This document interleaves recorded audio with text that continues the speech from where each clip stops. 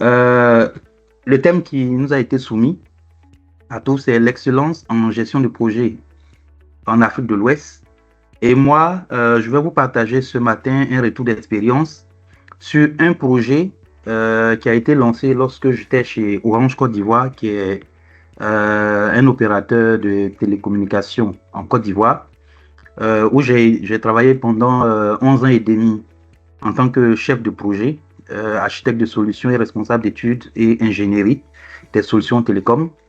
Donc, c'est un projet que j'ai choisi parmi plusieurs, en ce sens qu'il est transverse et il est beaucoup plus, je dirais, marquant sur tous les plans, en fait. Voilà.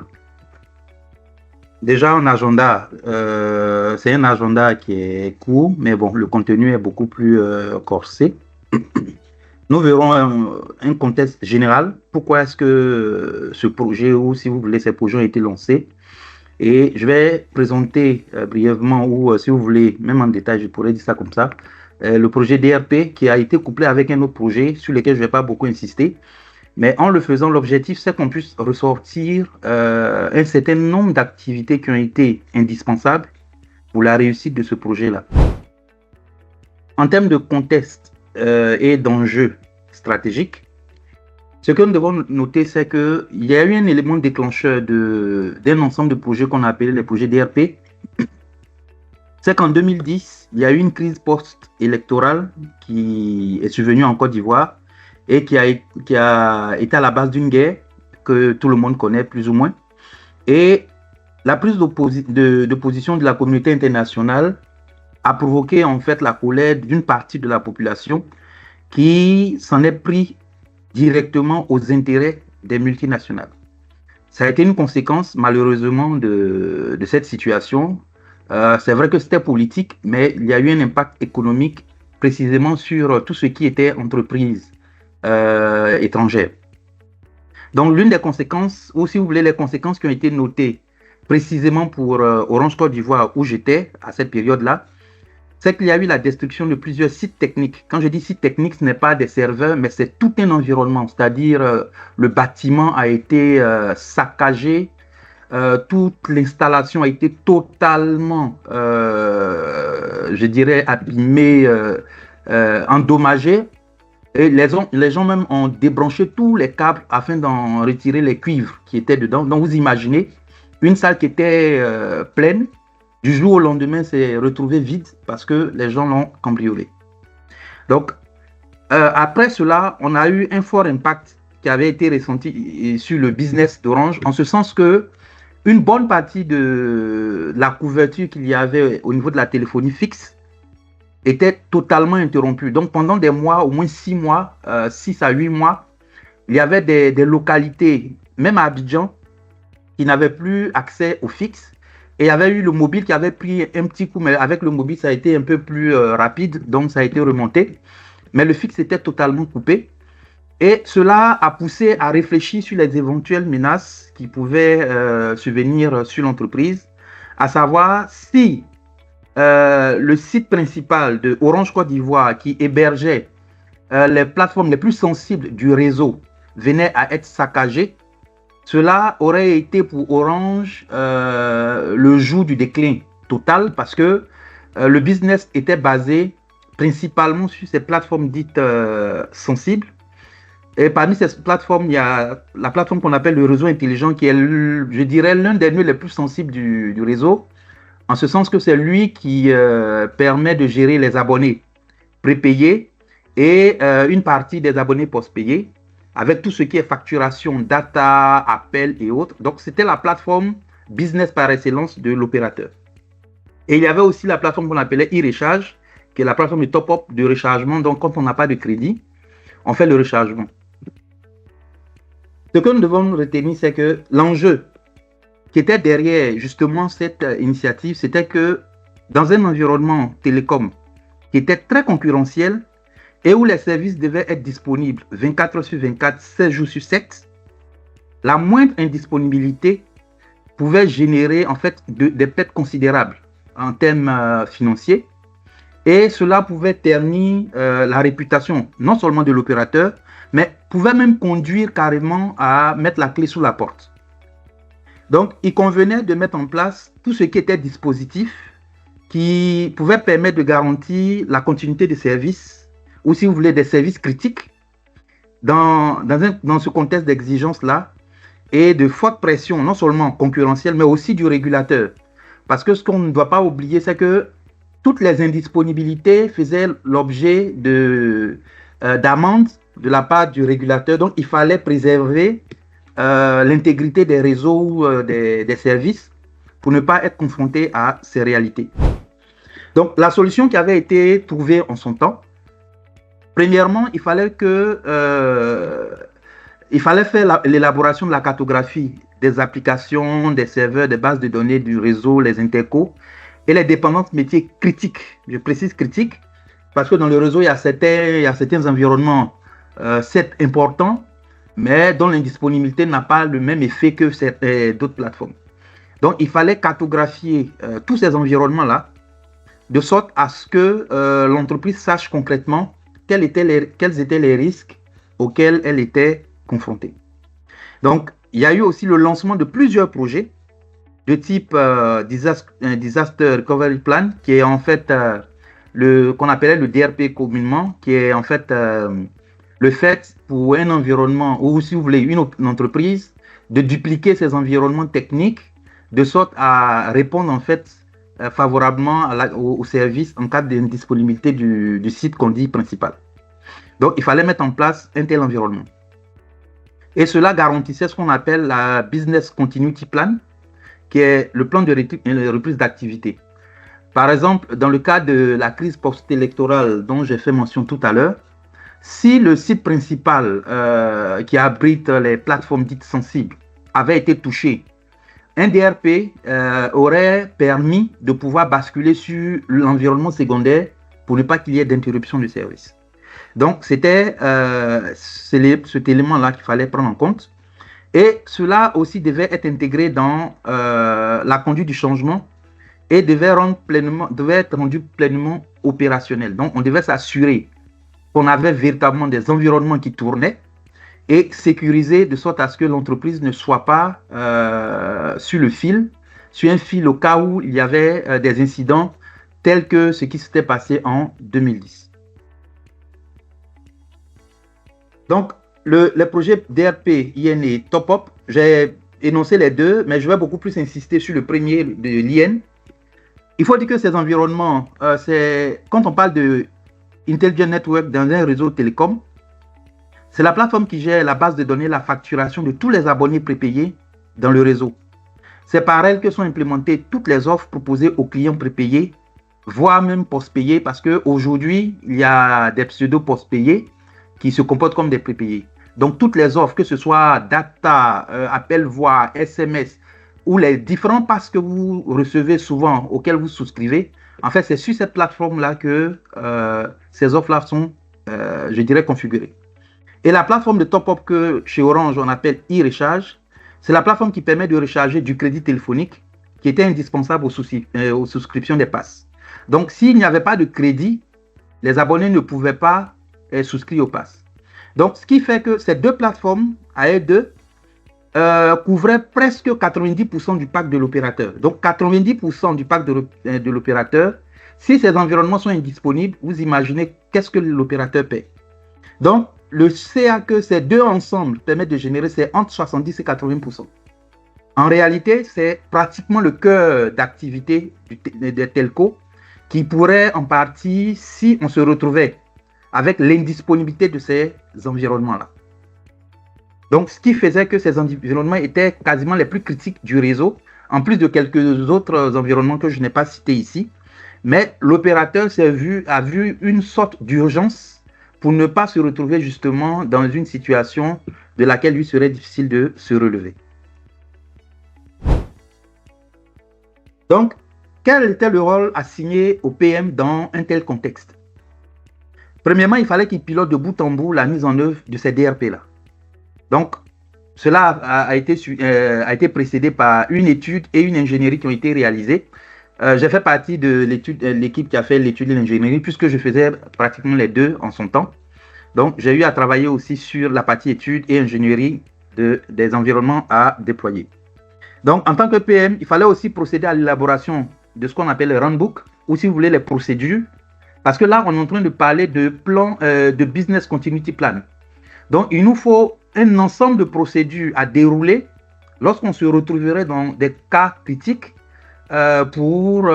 qui pourraient menacer, je dirais, le business. Donc, il fallait mettre en place toutes les procédures pour que, s'il y avait un incident, on soit capable de pouvoir répondre favorablement. Que, s'il y avait un incident, on soit capable de pouvoir répondre favorablement. Il fallait pour le chef de projet aussi de s'assurer du respect de la prise en compte de toutes les exigences recueillies, parce que là, on était dans un projet très stratégique.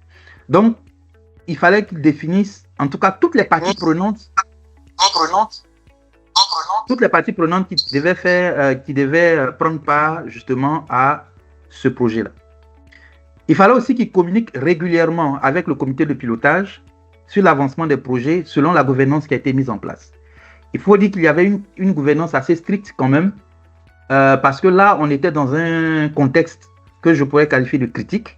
Donc, il fallait qu'il y ait un suivi très serré de ces projets et s'assurer qu'on était à l'abri de toute menace éventuelle.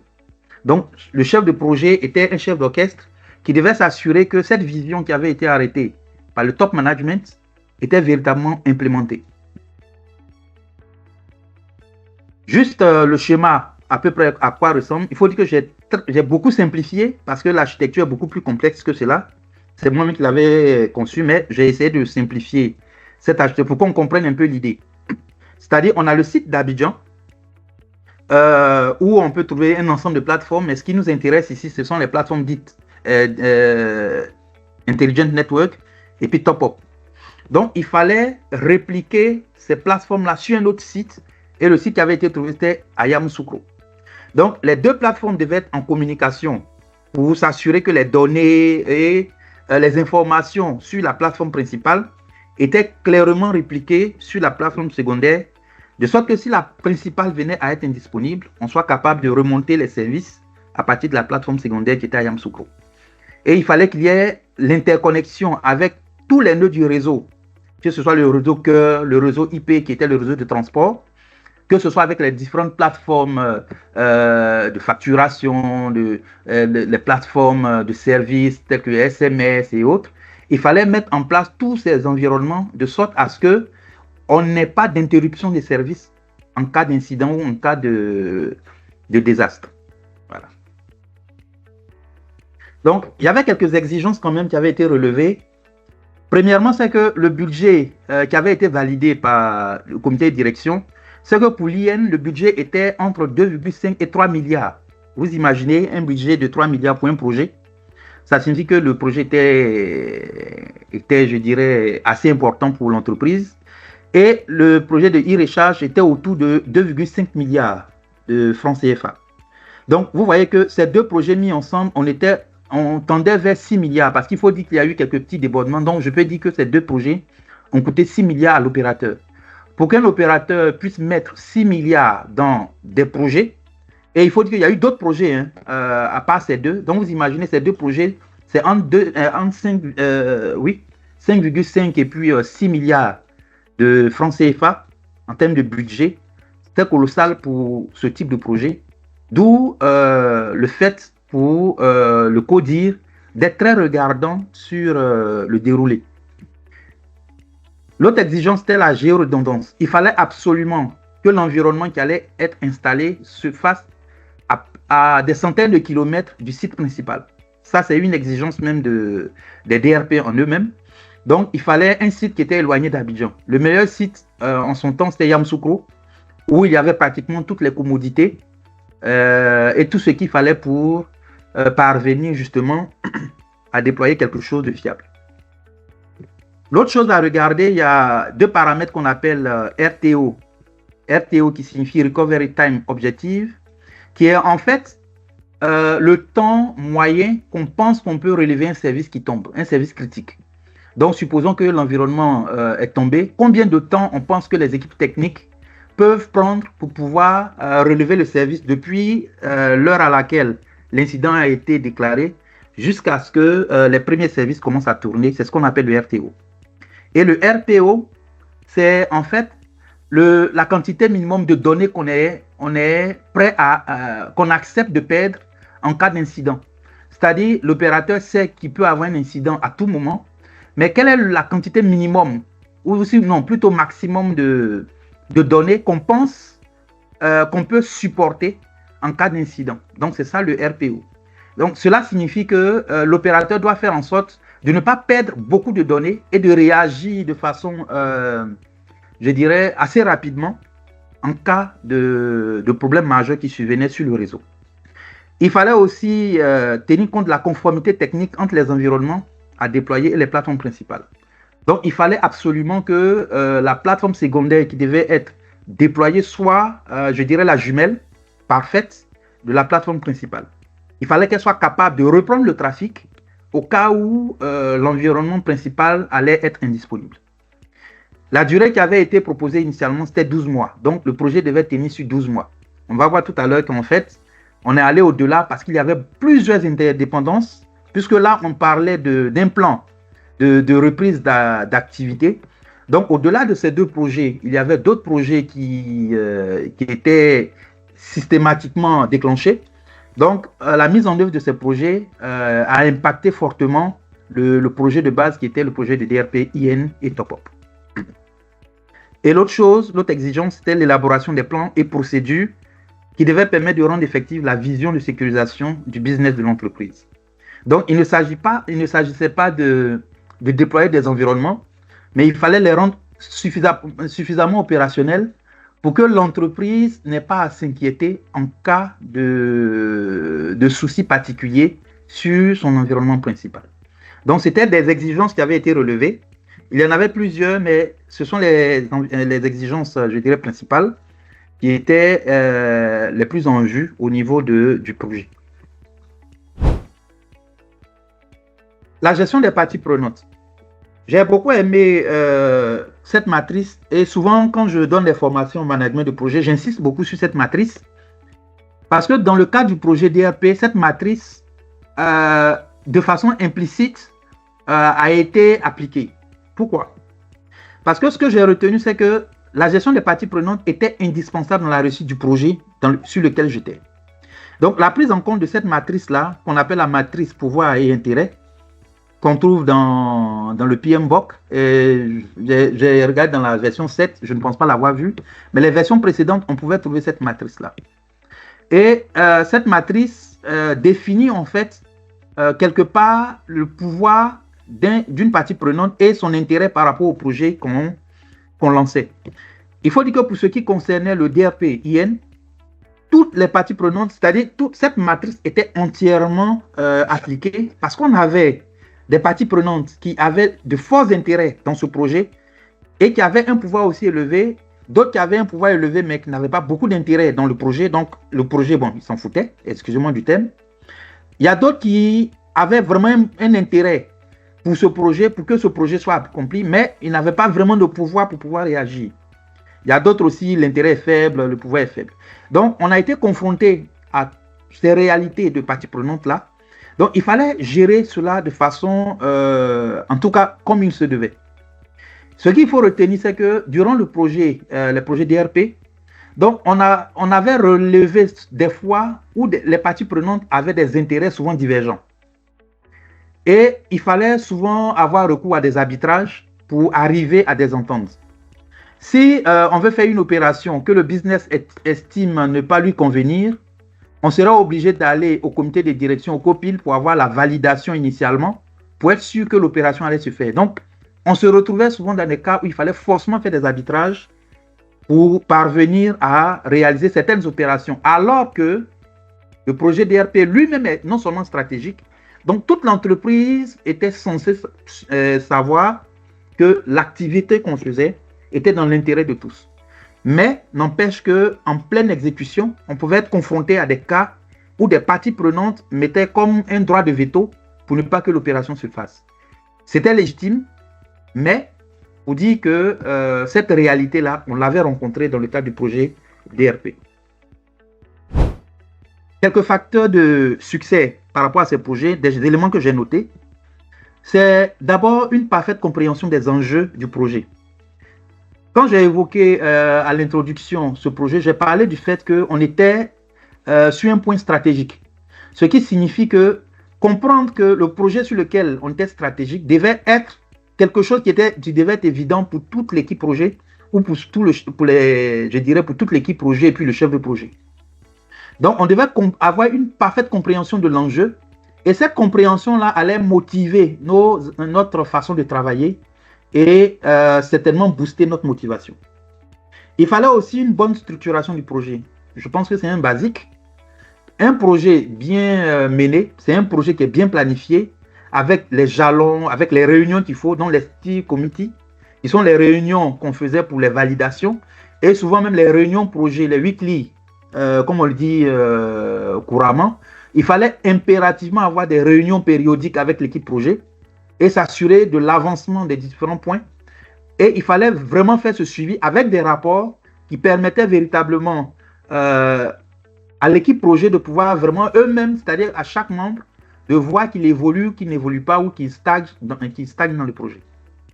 Il fallait aussi avoir recours au comité de pilotage par le biais du PMO, bien sûr. Généralement, dans les cas où on devait avoir des impacts sur les contraintes, et je pense que c'est aussi un basique, comme je l'avais dit, le délai initial, par exemple, du projet, c'était de 12 mois. Mais on a été confronté à des interdépendances qui avaient impacté fortement les délais. Donc, il fallait avoir la validation du comité de pilotage et il fallait même informer le comité de pilotage de façon précise pour que les décisions qui devaient être prises soient de bonnes décisions. Et c'est ce qu'on a essayé de faire plus ou moins. Donc, une fois le projet bien structuré, je vous assure, vous avancez allègrement. Il fallait un bon plan de management de projet qui permettait vraiment de suivre le projet de bout en bout et de façon optimale. Il fallait une bonne collaboration entre les entités de l'entreprise.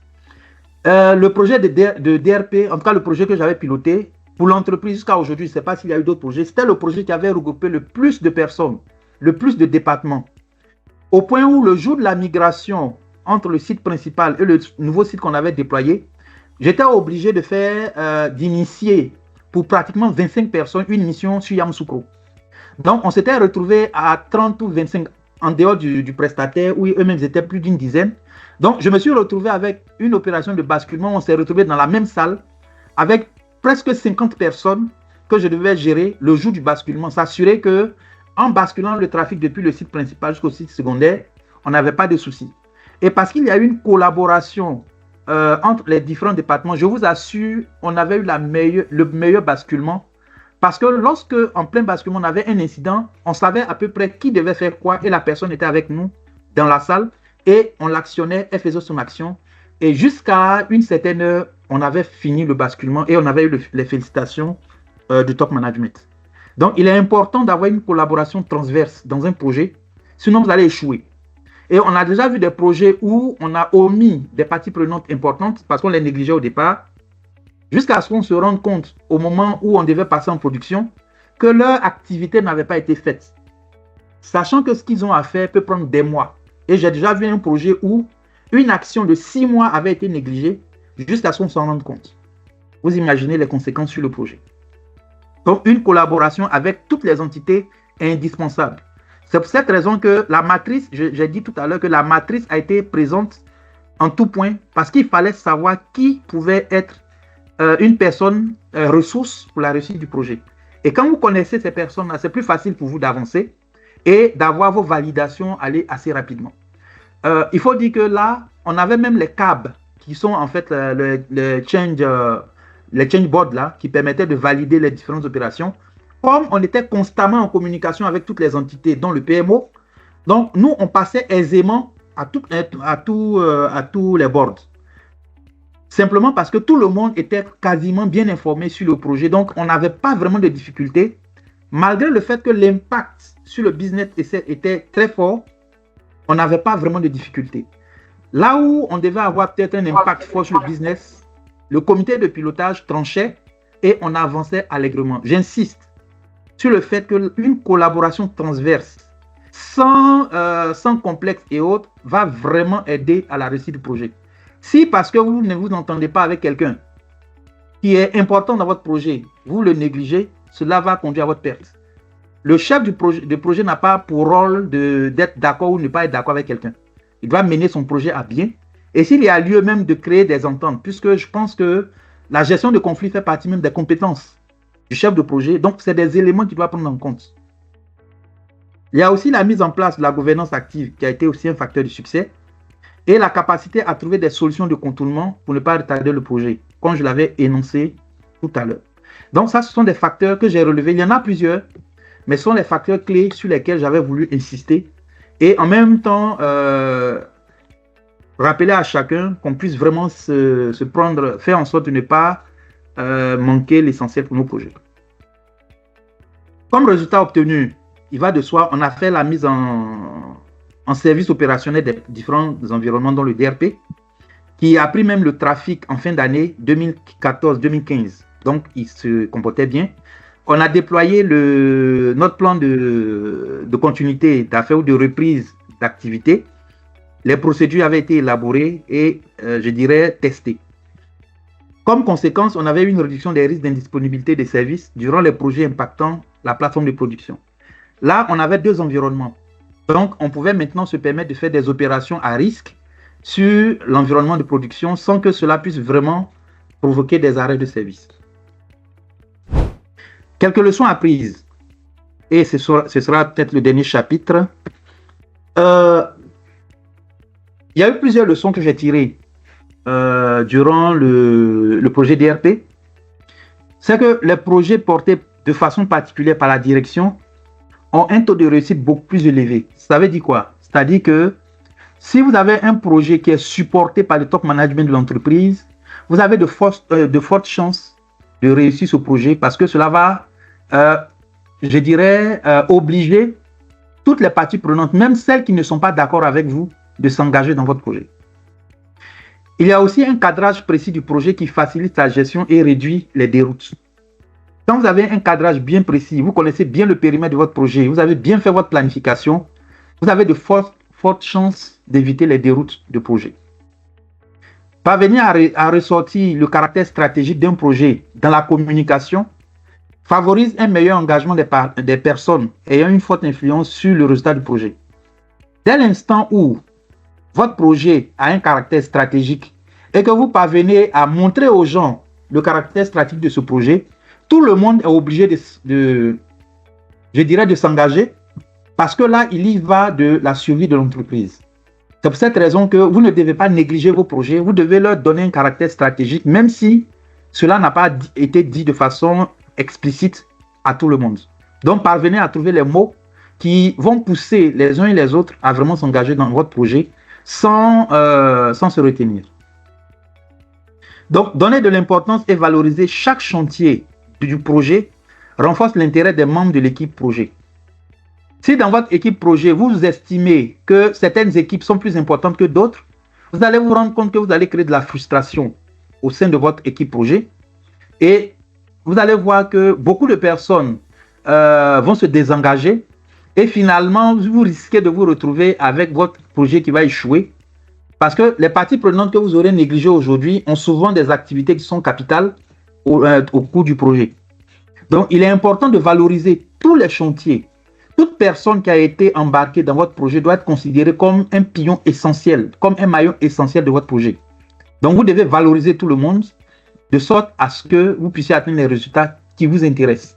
Et je pense que le leadership, qui est est un élément clé en termes de compétences de chef de projet. Il faut en tenir compte. Le chef de projet n'a pas pour rôle de faire plaisir aux parties prenantes. Ce n'est pas ça son rôle. Chercher à faire plaisir aux parties prenantes. Non. Mais de jouer pleinement son rôle de pilote et de veiller au bon déroulement de son projet. C'est-à-dire que son travail va consister à faire en sorte que le projet réussisse. Ce n'est pas de faire en sorte qu'une partie prenante soit contente. Non, c'est elle, ainsi de suite. Non, on n'est pas là pour faire les éloges des parties prenantes, mais de travailler à atteindre le succès qui est attendu sur notre projet. C'est là que les gens nous attendent. C'est là que les gens ont besoin de résultats. Donc, il faut absolument que quand nous travaillons, nous en tenions compte. Le chef de projet doit aussi développer l'essentiel de compétences clés nécessaires à un chef de projet et capital pour mener à bien des projets d'envergure de ce quoi stratégique. Peut-être dit de façon simple, en quelques minutes, parler du projet DRP peut paraître quelque chose qui va vite, mais je vous assure que c'était un projet qui était très lourd en termes de... En tout cas, sur tous les plans. Déjà, le budget, c'était dans les milliards. En plus de cela, le nombre de parties prenantes dépassait 100, c'est-à-dire les gens avec qui on devait travailler dépassait 100. Et l'équipe projet, c'était des personnes vraiment... c'était, je dirais, les meilleurs employés sur leur domaine avec qui j'ai travaillé. Donc, si je devais réussir ce projet, il fallait absolument que je crée un cadre dans lequel les gens prennent plaisir à travailler avec moi. Et je vous assure, je ne sais pas comment j'ai fait. Pour vous dire vrai, ce n'est pas quelque chose que j'ai fait, auquel j'ai réfléchi, mais je l'ai fait naturellement. Et après même de projet, c'est-à-dire au-delà du projet, je suis pratiquement devenu ami avec tous les membres de l'équipe. Quand j'ai un souci particulier au-delà du projet que j'avais mené, je n'avais pas de difficulté parce que je trouvais toujours quelqu'un avec qui je pouvais travailler. Et cela est dû au fait que j'avais eu une attitude qui avait été appréciée par les membres de mon équipe qui finalement ont vu en moi quelqu'un de fiable et quelqu'un d'honnête et quelqu'un qui n'est pas là pour leur créer des problèmes. Donc, c'était devenu plus facile pour moi dans la suite de pouvoir solliciter ces personnes au-delà même du projet sur lequel on avait été initialement. Donc, le fait de développer les compétences d'un chef de projet va vous amener à développer un relationnel avec votre équipe qui va aller au-delà même du projet. De sorte que si dans l'entreprise d'aventure, vous avez plusieurs projets d'envergure, vous allez voir que ces personnes-là vont s'engager naturellement. Et souvent, elles-mêmes vont se proposer. Je me rappelle qu'avant que je ne parte de chez Orange, on m'appelait Monsieur DRP. Bon, c'était le nom qu'on m'avait donné. Pourquoi?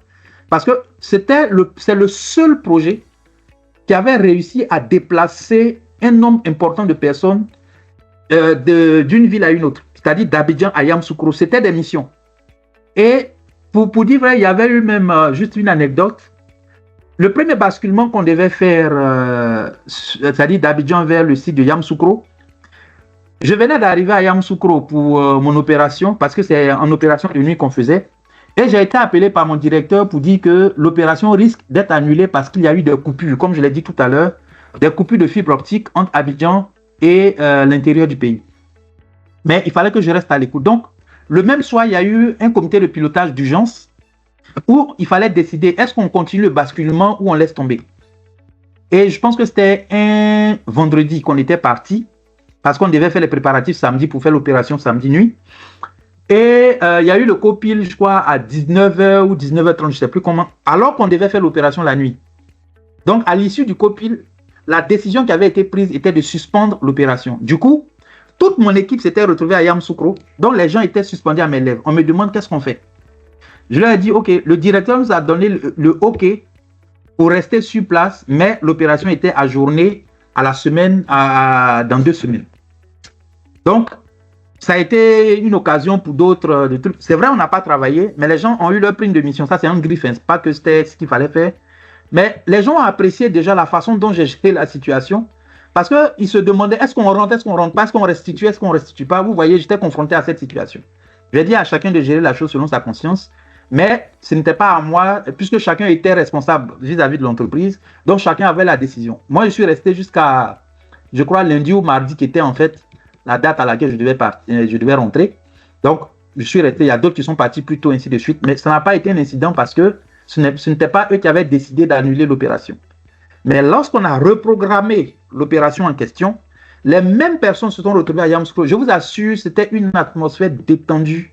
Et c'était tellement convivial que l'opération s'est passée de façon merveilleuse. Donc, j'insiste beaucoup sur le relationnel avec son équipe projet. On ne demande pas d'en faire des amis, mais la considération que vous allez donner à chaque personne de cette équipe-là va conditionner votre relation, non seulement pendant le projet, mais au-delà du projet. C'est pour cette raison que développer les compétences qui sont même énumérées dans le PMBOK peut être vraiment très utile à un chef de projet. Si vous ne l'avez pas encore fait, je vous encourage à les lire et à chercher à les développer peut-être par des formations ou par d'autres choses.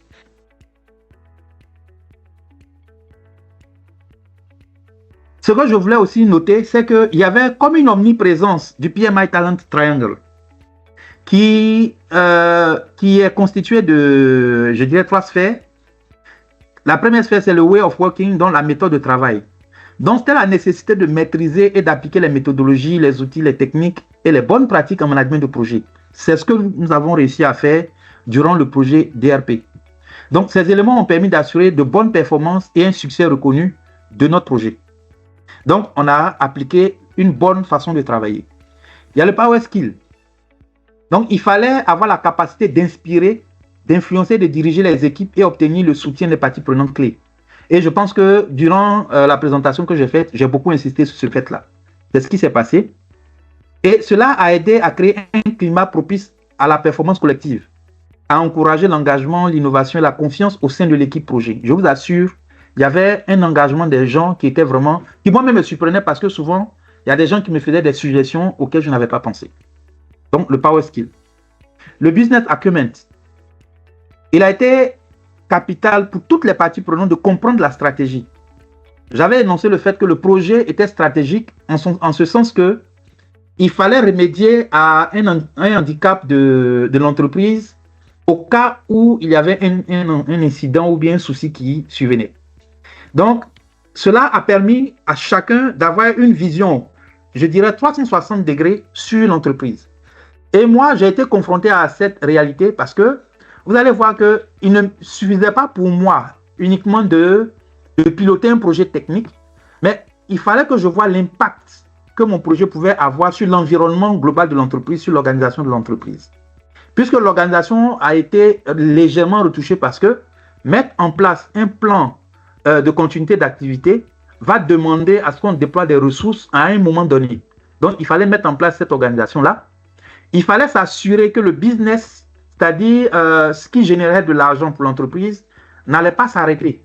Et même pendant les opérations, on avait été confronté à des moments où on devait avoir des interruptions de service. Il fallait en tenir compte.